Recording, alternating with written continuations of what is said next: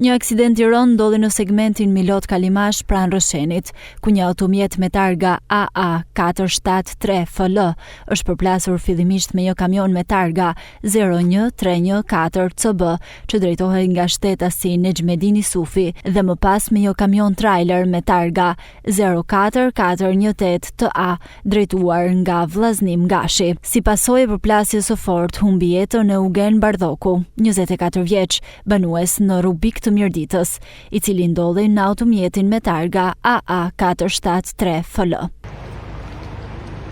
Drejtuesi i kamionit trailer Vllaznim Gashi është shoqëruar në ambientet e komisariatit për veprime të mëtejshme hetimore, ndërsa si pasojë e aksidentit rruga e kombit u bllokua plotësisht, duke detyruar policinë të devijojë qarkullimin drejt aksit të vjetër Rubik Rrëshen. Kaosi në lëvizje bllokoi qindra qytetarë të cilët pritën me orë të tëra në rrugë.